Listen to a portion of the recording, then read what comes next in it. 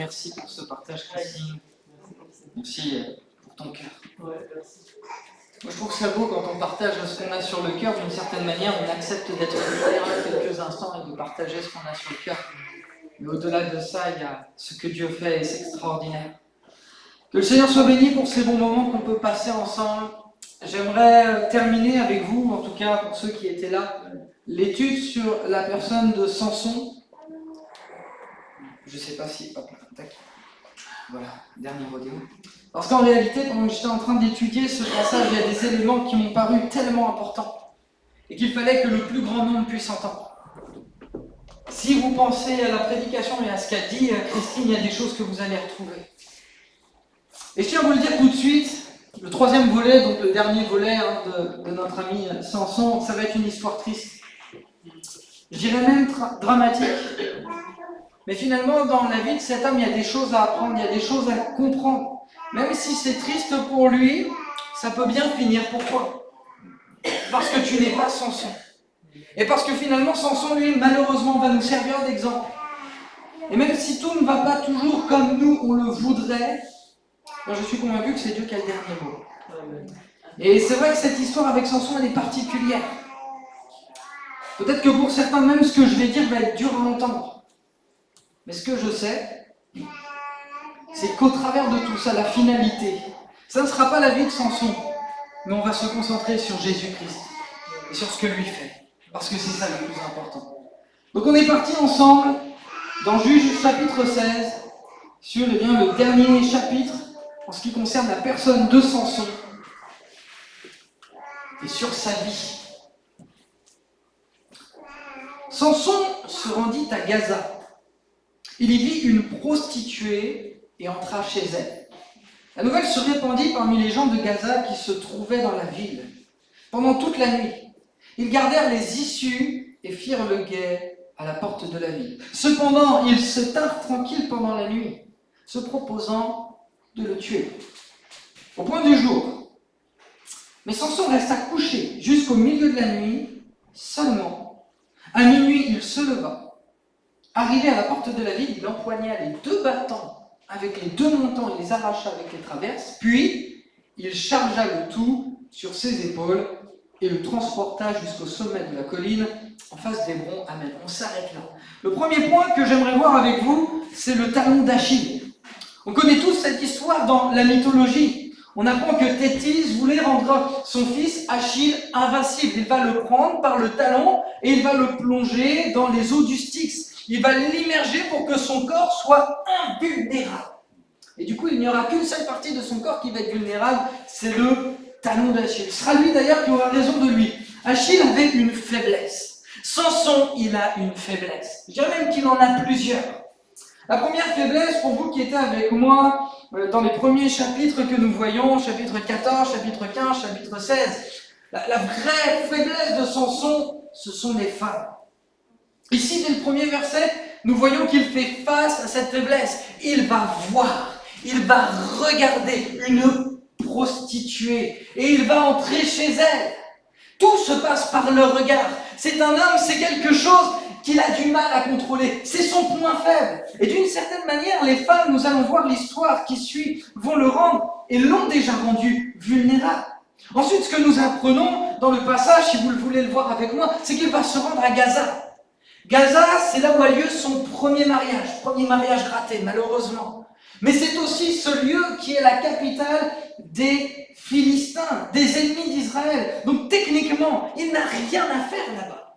Il n'a rien à faire là-bas. Il est peut-être nostalgique, peut-être voudrait-il revenir sur son passé, sur cette histoire avec cette première femme. Je ne sais pas. Mais il est là pourquoi ? Moi, c'est comme ça que je le vois. C'est qu'en fait, il a un deuxième talon d'Achille. C'est son ego, c'est son orgueil. La première fois qu'il est allé à Gaza, il est reparti en tant que perdant. Mais maintenant, il revient et il va leur montrer à tous, je suis plus fort que vous. Vous ne pouvez pas m'arrêter. C'est son ego, c'est son orgueil. Mon frère, ma soeur, mon ami qui est là ce matin, je ne sais pas où tu en es dans ta vie. Mais ne nous leurrons pas. Nous ne sommes pas hermétiques. Nous ne sommes pas invulnérables. Nous avons tous nos points faibles. Et aujourd'hui, plus que jamais, il faut que nous soyons conscients de nos faiblesses. Il faut que nous soyons conscients de nos faiblesses pour que nous puissions les traiter. Si Samson n'avait pas ce problème, il n'aurait jamais vécu tous les drames qui vont se suivre. Et nous les verrons tout à l'heure. Et d'une certaine manière, la phrase de Samson, celle que nous allons retenir, je m'en sortirai comme les autres fois, à cause de cette faiblesse, son talon d'Achille, il va devenir vulnérable. Et progressivement, malheureusement, il va perdre du terrain. À cause de cette vulnérabilité, au niveau des femmes, au niveau de son ego, il se trouve dans un territoire où il va être coincé. Et c'est précisément là où nous amène notre talon d'Achille, dans des territoires, dans des lieux, dans des sphères où nous n'avons rien à faire. Rien à faire. Et peut-être que nous nous sommes dit, comme Samson, je m'en sortirai moi aussi, comme les autres fois. Et peut-être que plus d'une fois tu t'en es sorti, mais je crois que c'est un avertissement ce matin. Samson, il va s'en sortir, mais il a un problème d'ego. Il ne va pas simplement sortir, il va carrément prendre les portes. Et il va aller sur la colline. Vous imaginez des portes en bois massif, en fer, qui pesaient plus d'une centaine de kilos chacune. Je ne sais pas exactement combien, mais certainement un certain poids. Et il va aller sur la colline, et il va leur montrer, excusez-moi ce que je vais dire, mais c'est un bras d'honneur. Regardez ce que je fais. Vous pensiez que vous alliez m'arrêter, mais une fois de plus, je m'en suis sorti. Il a un talon d'Achille. Il pense qu'il peut toujours s'en sortir. Peut-être que tu as un talon d'Achille et tu penses que tu peux toujours t'en sortir. Je crois que Dieu, il veut mettre le doigt ce matin sur peut-être quelque chose dans nos vies qui a triomphé de nous et dans lequel nous nous sommes dit qu'on s'en sortirait toujours. Parce qu'en réalité, Dieu, il veut nous sauver. Alléluia, il veut nous délivrer. Je commence avec ce premier point, le talon d'Achille. Pourquoi? Parce qu'en réalité, c'est à cause de cette situation que tout le reste va en découler. Continuons ensemble. Juste chapitre 16, versets 4 à 9. Plus tard, Samson tomba amoureux d'une femme nommée Dalila. Elle habitait dans la vallée de Sorek. Les princes des Philistins vinrent la trouver et lui dire « Enjôle-le, tâche de découvrir d'où lui vient sa force extraordinaire. Et comment nous pourrions réussir à le ligoter pour le maîtriser? Chacun de nous te donnera 1100 pièces d'argent. » Dalila demanda à Samson, « Dis-moi, je te prie, d'où vient ta grande force? Et avec quoi il faudrait te lier pour te maîtriser ?» Samson lui répondit, « Si on me lie avec 7 cordes fraîches, qui n'ont pas encore été séchées, je perdrai ma force et je deviendrai comme n'importe quel autre. » Les princes des Philistins procurèrent à Dalila 7 cordes fraîches qui n'étaient pas encore sèches. Et elle ligota Samson avec des cordes. Tandis que des hommes se tenaient cachés chez elle, dans la chambre. Tout à coup, elle s'écria, « Samson, les Philistins t'attaquent !» Il rompit les cordes, comme se rompt une mèche d'étoupe quand elle a pris feu. Ainsi, on ne découvrit pas le secret de sa force. Deuxième élément maintenant que j'aimerais voir avec vous, c'est une relation défaillante. Il y a un problème avec les femmes en ce qui concerne Samson. Mais cette femme, qu'on ne s'y trompe pas, ce n'est pas une femme des Philistins. Elle vient de la vallée de Sorek. Sorek, c'est à 10 km où est né Samson. Donc c'est une femme juive. Elle vient d'Israël. Elle vient de la tribu de Dan. Ce qui veut dire quoi? Ah ouais, je m'adresse à tous les célibataires. Est-ce qu'il y a des célibataires? Oui, il y en a quelques-uns. Ça veut dire que même dans l'église, si on trouve une femme, il faut discerner si c'est le plan de Dieu ou si ça ne l'est pas. Parce qu'on ne sait pas de quoi l'avenir sera fait. On peut rencontrer l'amour, mais il faut que ce soit la volonté de Dieu. Je referme la parenthèse. On dit les opposés s'attirent. Ici, c'est vraiment le cas. Nous avons Samson, un homme qui est fort, un homme qui est puissant, un homme qui se sort de toutes les situations. Il est capable de porter sur plusieurs kilomètres des portes qui pèsent extrêmement lourd. Mais à l'intérieur, dans son cœur, c'est le chaos. C'est quelqu'un qui est extrêmement faible, quelqu'un qui est extrêmement vulnérable, quelqu'un qui est impulsif et incapable de gérer ses émotions et ses désirs. Et on a Dalila. Dalila, c'est différent. Vous savez ce que ça veut dire, Dalila? Ça veut dire fragile. Fragile. Moi, je pense à un petit oiseau. Peut-être que lorsqu'on voyait cette femme, on voyait quelqu'un qui avait besoin d'être protégé. Vous savez, une petite femme toute mignonne. Presque quand on voit, on a de la compassion pour elle. Et combien c'est valorisant. Maintenant, mettez-vous à la place de Samson de se dire, je suis marié à une femme qui a besoin de ma force. C'est hyper valorisant. Contrairement à toutes les autres, il ne va pas simplement la voir, l'apprécier. Il est écrit qu'il va tomber amoureux. C'est la première fois. Mais le problème, c'est que Dalila, physiquement, apparaît fragile. Mais à l'intérieur, c'est un lion. Personne ne peut l'arrêter. Elle sait ce qu'elle veut. Elle est loin d'être faible. Elle est l'opposé de Samson. Samson est fort physiquement, elle est faible physiquement. Samson est comment dire, à l'intérieur de lui-même, fragile, et elle est forte. J'aimerais attirer votre attention sur le démarrage de ce couple et sur la façon qu'ils ont communiqué. La communication dans le couple, et là je le répète à tous ceux qui sont en couple, c'est certainement l'élément que nous devons prioriser plus que tout. Une bonne communication, une communication qui est saine, qui est vraie et qui est dans le respect. Parce qu'ici, en ce qui concerne sa relation, elle est extrêmement dangereuse. Sa femme, elle aime l'argent. C'est son talon d'Achille. C'est son talon d'Achille. Et à cause de ça, il y a des choses qui vont s'infiltrer dans le couple qui ne devraient pas s'infiltrer. Maintenant, Dalila n'est pas la seule. Il faut quand même voir et considérer l'entièreté du couple. Donc il y a 5 princes philistins qui vont lui proposer de l'argent. Et elle va dire oui, bien sûr. Et le premier élément que nous voyons dans le couple et qui est terrible, c'est la trahison. C'est la trahison. C'est quand la confiance au sein du couple, elle est brisée. Et c'est pour ça que nous devons vraiment être prudents, vigilants dans nos couples, pour ne pas justement laisser un accès au diable. Je reviendrai tout à l'heure. Mais qu'on soit toujours sur la même longueur d'onde. Donc ça, c'est le premier élément. Elle prend la décision de le trahir pour de l'argent. Elle va commencer à lui poser des questions, elle va commencer à travailler auprès de lui. Et il y a un deuxième élément qui pour moi est fondamental. Quand elle va lui poser la question, alors nous on va se dire oui, heureusement, il va lui mentir. Mais ça reste un mensonge. Imaginez comment fonctionne le couple. Elle décide de le trahir, et lui, elle lui pose une question, et lui va lui mentir. Alors j'espère que ça parle à aucun couple ici, mais néanmoins ce sont des choses qui arrivent, mensonge et trahison. Et pour moi c'est le pire de tous les éléments. Je vais le remettre avec vous, c'est le verset 9. Hop là, ici. Tandis que des hommes se tenaient cachés chez elle dans la chambre. Moi, je trouve ce passage, il est terrible. La chambre, c'est le lieu de notre intimité. C'est techniquement le lieu de refuge, c'est le lieu dans lequel le couple va se retrouver. Mais elle va carrément cacher des hommes dans sa chambre. Ce qui m'amène à une question que j'aimerais poser à chaque couple qui est ici ce matin. Qu'est-ce qu'on peut laisser entrer chez nous? Qu'est-ce qui va s'infiltrer au point même de fragiliser notre couple? Dans notre chambre, dans notre intimité. Notre intimité, elle est précieuse. Je dirais même que c'est comme le cœur du couple. On connaît tous ce passage qui dit « Garde ton cœur, plus que toute autre chose. Garde l'intimité de ton couple comme étant la chose la plus précieuse de ton couple. » Nous devons garder, nous devons protéger l'intimité de notre couple et ne pas laisser s'introduire les étrangers. Quand je dis les étrangers, je ne parle pas de personnes physiques. En tout cas, j'espère pas.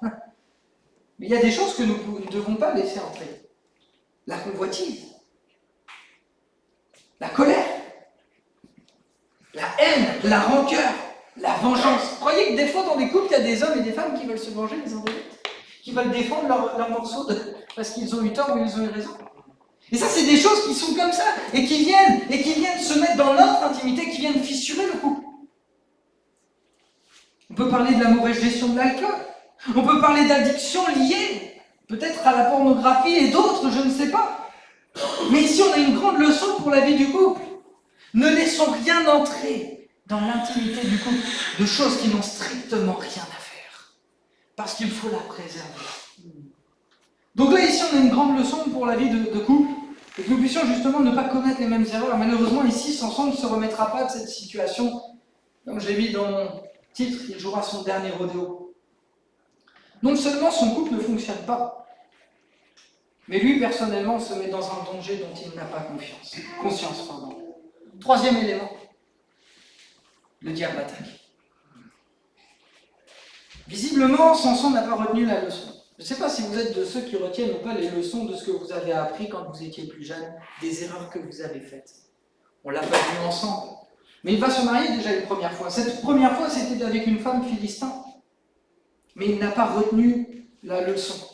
Et là, le problème, contrairement à la première situation, c'est que finalement, il va tomber sur beaucoup plus fort que lui.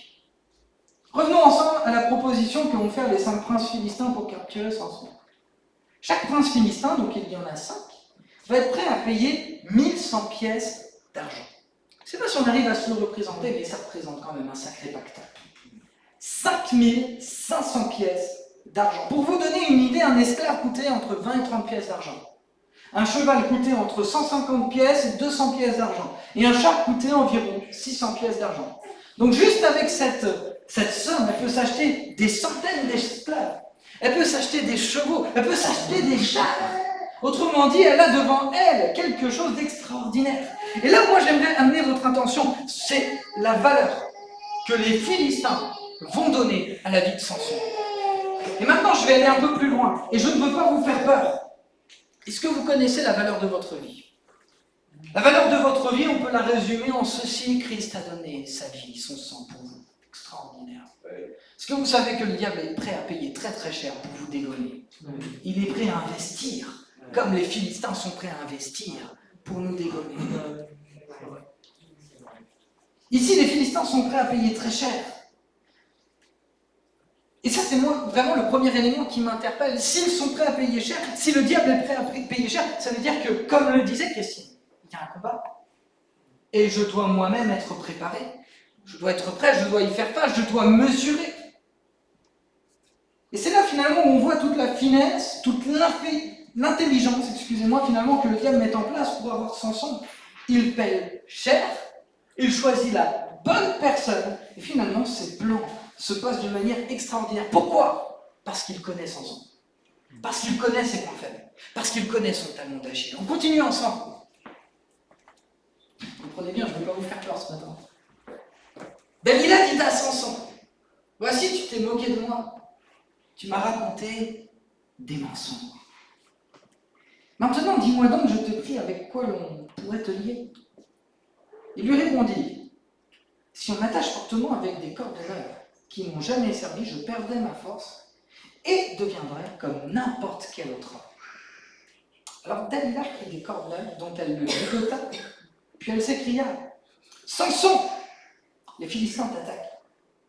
Des hommes se tenaient de nouveau cachés dans la chambre, mais il rompit les cordes comme un fil et les fit tomber dans ses bras. Continue.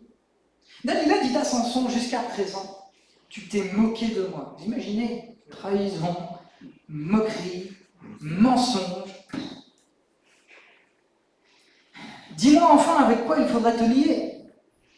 Il lui répondit: si tu tisses les 7 tresses de ma tête dans la chaîne d'un métier à tisser et que tu les fixes au moyen d'une cheville, je perdrai ma force. Je deviendrai comme n'importe quel autre homme. Alors elle l'endormit, tissa les 7 tresses de sa chevelure sur la chaîne du métier à tisser.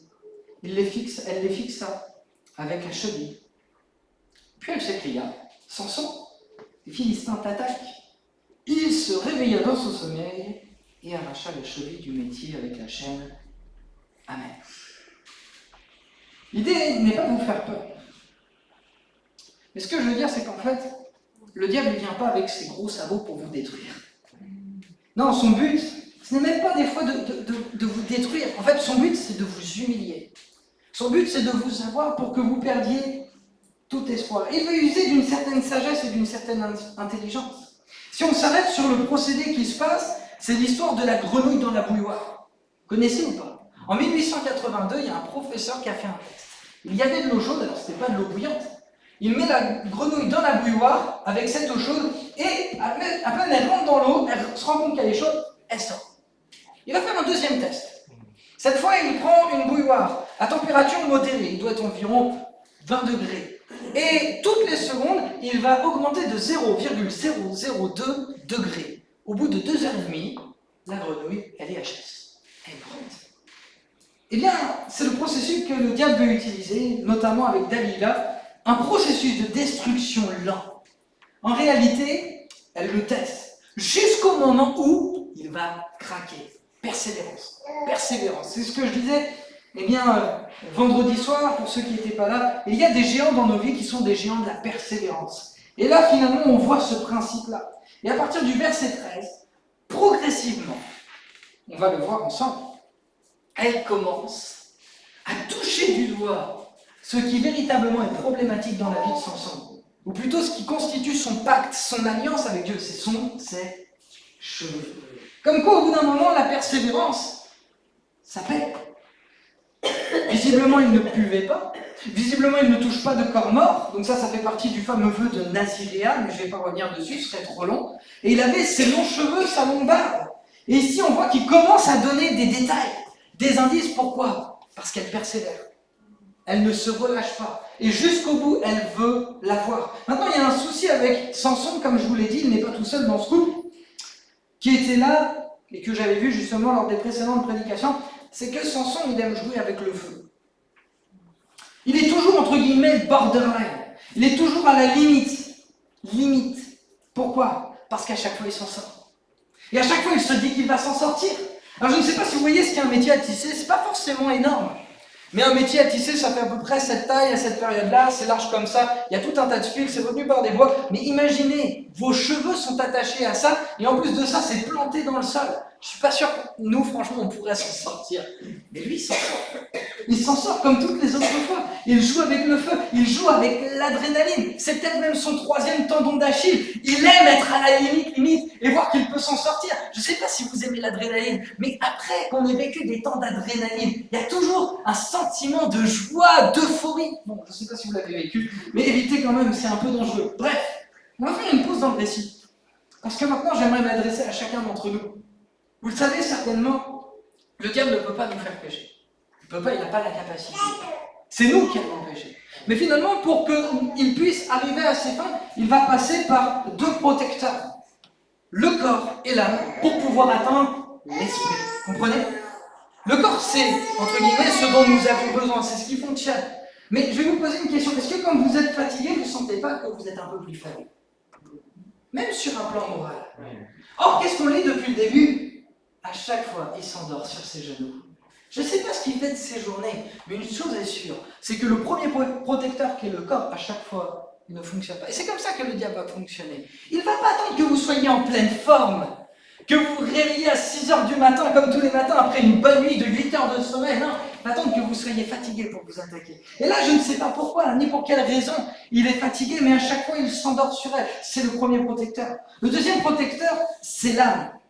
Et si autant que nous sommes, eh bien, nous avons des mauvaises pensées. Les mauvaises pensées en soi ne vont pas nous pousser à pécher, mais c'est plutôt à partir du moment où on va être d'accord avec cette mauvaise pensée. On va dire, ok, je peux me permettre de penser à ça, que là, finalement, ça rentre en obstacle avec la parole de Dieu. Et c'est pour ça que Jésus va dire, celui qui regarde une femme et qui la convoite, c'est-à-dire qu'il est d'accord avec ça, il va pécher. Bon, comprenez l'idée. Et donc, ici, dans notre récit, eh bien, d'une certaine manière, au niveau de son âme, au niveau de son cœur, elle va le fatiguer. Tous les jours. On ne l'a pas forcément lu, mais on va le voir tous les jours. Tous les jours, elle va le harceler. Jusqu'à ce qu'elle sorte, il lui sorte le morceau.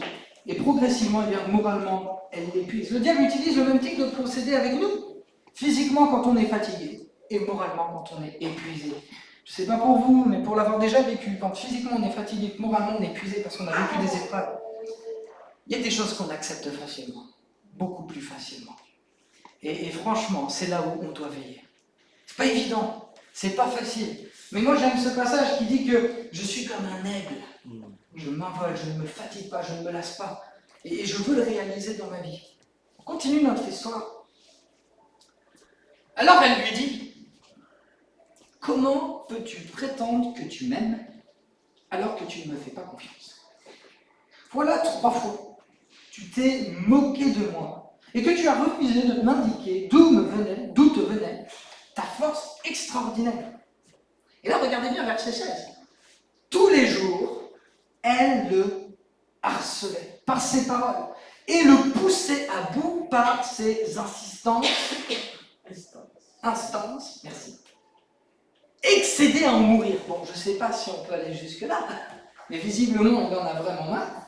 Il finit par lui révéler son secret. Jamais encore, lui dit-il, mes cheveux et ma barbe ont été coupés, car j'ai été consacré à Dieu dès le sein maternel.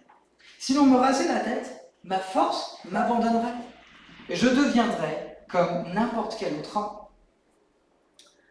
Dalila comprit. Elle a le nez.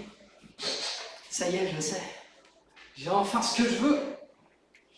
Dalila comprit qu'il lui avait révélé son secret. Elle fit prévenir les princes des Philistins en leur disant « Venez, car cette fois-ci, il m'a dit son secret. » Ils se rendirent chez elle avec l'argent promis. Elle endormit Samson sur ses genoux, puis appela un homme pour lui couper ses 7 tresses, les 7 tresses de sa tête. Ainsi, elle commença à le maîtriser, car il perdit sa force. Puis elle cria « Samson, les Philistins t'attaquent !» Il se réveilla de son sommeil et se dit « Je m'en sortirai comme les autres fois et je m'en dégagerai. » Mais il ne savait pas que l'Éternel s'était détourné de lui. Les Philistins se saisirent de lui et lui crevèrent les yeux. Puis ils l'emmenèrent à Gaza, le ligotèrent avec une double chaîne de bronze et lui firent tourner la meule à grains dans la prison. Dernier point, le diable lève. Il a joué avec le feu et s'est brûlé. Et là, ce n'est pas une petite brûlure. Il lui révèle son secret. Elle l'a épuisé physiquement, elle l'a épuisé moralement, il s'endort, et alors qu'il l'ignore dans son sommeil, c'est terrible, dans son sommeil, il est en train de perdre ce qui fait le lien avec Dieu. Quand il va se réveiller, il n'en est même pas conscient, mais il redevient comme les autres. J'aimerais faire un parallèle avec nous, frères et sœurs. Souvenez-vous du jour de votre baptême. Vous aimiez Dieu, vous étiez absolument extraordinaire, vous étiez des conquérants, vous aviez des projets d'avenir dans votre relation avec Dieu, pour votre couple, pour votre famille, et puis le temps passe. Et puis d'une certaine manière, on peut s'endormir. En fait, on ignore dans le fond que c'est le diable qui, par tout un tas de procédés, va nous amener à nous endormir spirituellement, parfois même à nous éteindre, à éteindre la flamme qui était là. Et d'une certaine manière, lui, ce qu'il voudrait, le diable, c'est comme Samson, qu'on redevienne comme les autres. Car c'est exactement les termes qui sont écrits.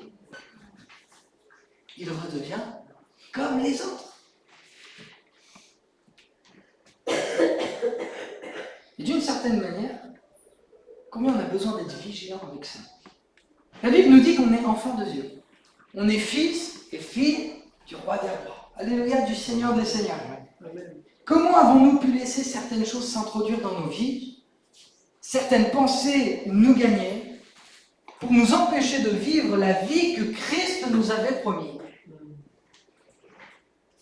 Alors je vais aller un petit peu plus loin dans l'idée, comprenez bien ce que je vais dire, c'est imaginer. Les tresses de Samson, ça représente sa communion avec Dieu. Ça représente finalement son pacte, son alliance. Je pourrais même dire que ça représente, entre guillemets, toutes les grâces, toutes les faveurs que Dieu avait mis sur sa vie. Et petit à petit, le péché s'est inséré. Il a commencé à endormir et le diable, il a commencé à couper les tresses. Est-ce que vous croyez que... Alors, c'est une image. Est-ce que vous croyez que le diable il peut couper des tresses pour nous empêcher d'obtenir ce que Dieu avait prévu et promis pour nous? Dans ce récit, malheureusement, en tout cas, celui que nous avons lu ensemble, il ne s'est pas adressé à Dieu une seule fois. Et cela nous montre que lorsque nous n'entretenons pas de relation avec Dieu, c'est très simple ce que je vais dire, on devient vulnérable. Tout simplement. Et peut-être qu'aujourd'hui, tu t'en es sorti parce que tu avais peur des conséquences. Mais il y a une différence entre s'en sortir parce que j'ai peur des conséquences, de ce que l'on va penser de moi, ou alors s'en sortir parce que je veux plaire à Dieu et parce que je l'aime.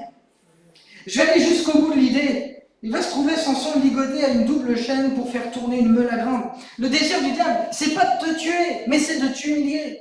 C'est de vous amener à rentrer dans la culpabilité pour que vous puissiez rentrer dans un processus d'autodestruction. Le but de Satan est de nous amener à être comme des animaux. Lui qui était Samson, lui qui était lumière, parce que Samson ça signifie lumière, va lui crever les yeux, il ne va plus rien voir. C'est terrible en fait cette histoire, je dis de toute façon qu'elle était triste. Ne vous inquiétez pas, ce ne sera pas la fin de ce que je vais aborder avec vous. Mais le but de ce que je dis ce matin, c'est que pour que vous puissiez vous en sortir, vous qui peut-être passez par des moments difficiles, vous peut-être qui êtes en lutte avec des péchés que nous n'avons pas conscience, le but c'est que tu puisses t'en sortir différemment que les autres fois, pour que tu puisses t'en sortir avec Jésus-Christ, avec personne d'autre. Termine le récit. Après avoir été rasé, Ses cheveux commencèrent à pousser. Les princes des Philistins s'assemblèrent pour offrir un sacrifice important à Dagon, leur dieu. Et pour se livrer aux réjouissances, ils disaient, c'est notre Dieu qui a livré entre nos mains notre ennemi, Samson. Quand le peuple vit, il loua son Dieu en disant, c'est notre Dieu qui a livré entre nos mains notre ennemi, qui ravageait notre pays et qui a fait tant de victimes parmi nous. Quel retournement de situation. Comme ils étaient en joie, ils s'écrièrent à appeler Samson qu'il nous divertisse. Ils firent sortir Samson de la prison et il dut se livrer à des pitreries devant eux. C'est terrible ce qu'on dit. Puis ils le placèrent entre les colonnes du bâtiment. Alors Samson demanda au jeune homme qu'il conduisait par la main, « Guide-moi, fais-moi toucher les colonnes qui soutiennent l'édifice pour que je puisse m'y appuyer. » Or, le bâtiment était rempli d'hommes, de femmes. Tous les princes des Philistins s'y trouvaient sur la terrasse. Il y avait 3000 personnes environ, hommes et femmes qui regardaient Samson les amuser. Samson pria l'Éternel et dit, « Seigneur Éternel, je te prie, interviens en ma faveur. Rends-moi ma force une dernière fois, ô Dieu, pour que je me venge en une fois les Philistins pour la perte de mes deux yeux. » Il toucha les deux colonnes centrales qui soutenaient l'édifice, s'arc-bouta contre elles, de la main droite contre l'une, de la main gauche contre l'autre. Puis il dit que je meure avec les Philistins. Puis il poussa de toutes ses forces, et le bâtiment s'écroula sur les princes, sur toute la foule qui s'y trouvait. Ainsi il fit périr plus de monde par sa mort que de son vivant. Ses frères et tous les siens descendirent pour emporter son corps et pour l'ensevelir entre Tsoréa et Scata, dans le tombeau de Manoah, donc son père, qui entre-temps est décédé, donc vous comprenez qu'il y a beaucoup de temps qui est passé. Il avait été chef en Israël pendant 20 ans. Le diable l'a eu. Alors, je ne vais pas m'arrêter sur tous les éléments, il y en a beaucoup, mais visiblement ses cheveux repoussent. Je pense que cela a duré un certain temps. Et personnellement, je pense qu'il aurait pu s'en sortir autrement. C'est mon point de vue, je vous le partage. Mais ici, on est avec un homme qui désire que deux choses en fait. Se venger et mourir. Il est devenu suicidaire. Il a perdu finalement tout espoir. Il a perdu la flamme. Il a perdu finalement ce qui faisait, techniquement, normalement, ce qui devait être en tout cas sa relation avec Dieu. Et va mourir de cette manière. Alors je vais bientôt conclure. Cette histoire, elle est terrible, mais c'est pas ton histoire. C'est pas mon histoire. Peut-être que certains ici jouent avec le feu. Peut-être que le péché s'est introduit dans ta vie, dans ton couple, dans ta famille, et aujourd'hui, d'une certaine manière, il emporte ses fruits. J'aimerais te dire que si tu entends ce message ce matin, c'est qu'il n'est pas trop tard. Parce qu'il y en a un qui veut te sauver. Il s'appelle Jésus-Christ. Il est écrit qu'à la croix, il a porté nos péchés et nos fardeaux. Le truc, c'est que ce matin, je m'adresse à un chrétien qui est déjà conscient de ça. Aujourd'hui, mon frère, ma soeur, il est temps que ça s'arrête. Il faut arrêter le processus d'autodestruction. Il faut que tu arrêtes de te complaire dans ce qui a triomphé de toi. Mais il faut qu'aujourd'hui, tu puisses demander au Seigneur sa grâce pour que tu puisses triompher de ce péché qui, petit à petit, s'imprègne dans ta vie. Souvent, j'entendais cette réflexion que mon père me disait, Davy, il faut arrêter l'hémorragie. Vous connaissez le principe d'une hémorragie? Ça saigne sans s'arrêter. Donc, qu'est-ce qu'il faut faire? Il faut mettre un bandage, il faut l'arrêter. Au pire, on fait un garrot. Mais je pense que c'est le moment. Il est temps d'arrêter l'hémorragie. C'est peut-être, entre guillemets, je vais aller loin dans ce que je vais dire, mais là, je pense qu'en fait, il y a une situation d'urgence. Et c'est comme ça vraiment que je l'avais quand j'étais en train de préparer cette prédication. Il y a une situation d'urgence où Dieu te l'a déjà dit plusieurs fois. Et le Seigneur est encore en train de te dire ce matin, il y a une situation d'urgence dans ta vie. Si tu ne la règles pas, il va y avoir un processus qui va s'engager comme un espèce d'engrenage dans lequel tu ne t'en sortiras pas. Et peut-être que c'est un des derniers rappels que Dieu fait. La Bible dit que Dieu est lent à la colère. Il est riche en bonté. Mais ce qu'il veut aujourd'hui, c'est que tu te réalignes avec sa volonté. Cadre ta vie avec la volonté de Dieu. Dieu veut que tu sois sauvé. Dieu veut que tu vives. Il ne veut pas que tu subisses toutes les conséquences de ton péché. C'est pourquoi aujourd'hui il te dit stop! Arrête-toi. Écoute ma voix. Mon fils, ma vie, je te parle, c'est pour toi. Il est temps que tu arrêtes l'hémorragie. Il est temps que tu arrêtes ce qui a triomphé de toi, ce péché. Ce que tu regardes, ce que tu entends. ce que tu vas nourrir dans ton esprit, ce que tu vas faire. Romains 5, 23, on n'en parle pas souvent, mais là, dans ce contexte, c'est tellement important. Le salaire du péché, c'est la mort, mais le don gratuit de Dieu, c'est la vie éternelle en Jésus-Christ, notre Sauveur. Amen. Seigneur. Il y a aussi 1 Jean, chapitre 1, verset 9. Si nous reconnaissons nos péchés, il est temps maintenant peut-être pour toi de les reconnaître. Dieu est fidèle et juste pour nous pardonner, et pour nous délivrer, pour nous purifier de toute iniquité. On va fermer nos yeux ensemble. On est dans la présence de Dieu. Et c'est tellement important ce qui est partagé. Je sens comme une urgence dans mon cœur. Je ne peux pas vous l'expliquer. Il y a quelqu'un ici, peut-être plusieurs qui sont concernés. Peut-être ça n'a pas été facile pour toi d'entendre tout ce que j'ai dit. Parce que le Seigneur est en train de pointer du doigt quelque chose qui a besoin d'être réglé dans ta vie et qui ne l'est toujours pas. Ça fait des semaines, des mois, peut-être pour certains même des années, qu'ils se complaisent dans quelque chose qui ne devrait pas avoir sa place en tant qu'enfant de Dieu. Mais il est temps aujourd'hui de prendre la bonne décision.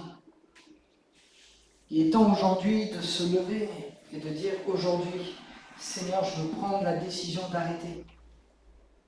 Je veux triompher, Seigneur Jésus, de ce péché qui m'a tellement fait souffrir. Croyez pas qu'il était dans la souffrance, Samson, quand on voit sa vie. Croyez vraiment qu'il était heureux avec tout ce qu'il a vécu? Certainement pas. Alors bien sûr, c'est Samson, il est dans l'Ancien Testament. Mais aujourd'hui, il y a Jésus qui appelle, chacun qui appelle en tout cas une personne ce matin à reconsidérer sa vie, à reconsidérer ses voies. Et je crois que c'est un appel urgent que Dieu a mis sur mon cœur, parce qu'au-delà de l'aspect peut-être impressionnant, qui peut faire peur, comprenez bien, je ne veux pas être là à vous faire peur et vous dire il faut absolument se repentir, patati patata. Non, c'est parce qu'en fait tu es en danger. Et si Dieu lui-même met dans mon cœur cette urgence parce qu'il y a un danger sur ta vie, si tu ne le considères pas aujourd'hui, tu ne sais pas ce que cela va produire dans l'avenir. Et tu ne pourras pas dire que tu n'as pas été prévenu. Tu ne pourras pas dire comme Samson, je ne m'en sortirai comme les autres fois. Seigneur Jésus, aujourd'hui, nous croyons que nous pouvons nous en sortir.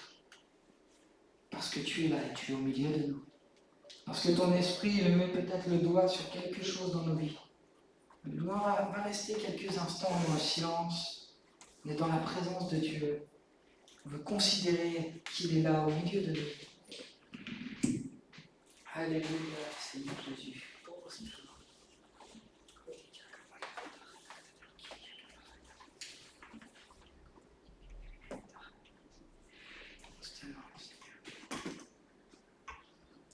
Sur nos vies, Seigneur.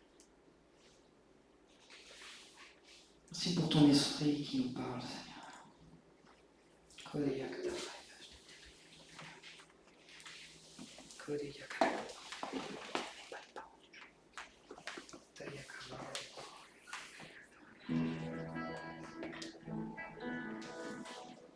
Et on veut rester dans ce temps comme un temps de prière. Le chant que je vais prendre, c'est pas forcément un chant pour qu'on puisse l'entonner ensemble, mais c'est plutôt un chant qui va être pris pour faciliter ce temps de relation avec Dieu, ce temps de prière et d'intimité que vous passez maintenant avec Dieu. On oublie, entre guillemets, tous ceux qui sont autour de nous. Là, aujourd'hui, c'est important ce qui se passe. Oh Seigneur, pose la main sur chacun d'entre nous. Au-delà des océans, tu es venu me chercher. Au-delà de mes tourments, ton amour a triomphé. Montre-moi la splendeur et la beauté qu'il y a à t'obéir de tout cœur, à se confier à toi.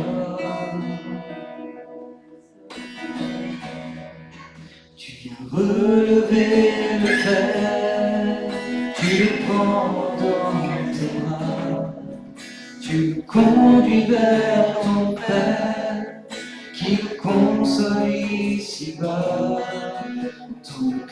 de ma prière, sois mon secours et ma joie. Passer de l'ombre à ta lumière, j'ai mis mon espoir en toi. Puisque ma vie passera, en toi je veux demeurer. Puisque tu triompheras, mon cœur en toi veut s'ancrer. Montre-moi la splendeur et la beauté qui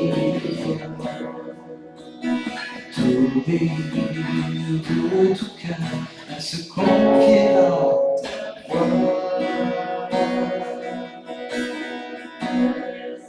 Tu viens relever le ver, tu le prends dans tes bras, tu le conduis vers ton Père, qui le console ici-bas. Entre le cri de ma prière, sois mon secours et ma joie. C'est de l'ombre à ta lumière, j'ai mis mon espoir en toi. Relever le fer, tu le prends dans tes bras, tu le conduis vers ton Père, qui le console ici-bas. Dans le cri de ma prière, sois mon secours et ma joie. C'est de l'ombre à la lumière, j'ai mis mon espoir en toi. Ce matin, le Seigneur te dit, as-tu pour ceinture la vérité? Il te le répète encore, as-tu pour ceinture la vérité? Il est temps que tu ôtes. C'est la parabole du poisson, que rien ne soit caché. Et parce que l'Esprit, et parce que vous affranchit, la vérité vous affranchira. Amen. Le Seigneur te dit, expressément, tu dois faire lumière dans ta vie, ne plus cacher, ne plus dissimuler la vérité, parce qu'il est le Dieu de la révélation, et que la vérité éclatera. Alors ne te cache pas lui derrière des compromis, regarde ce que la vérité est et confesse-la, accepte-la, ne sois plus dans le déni.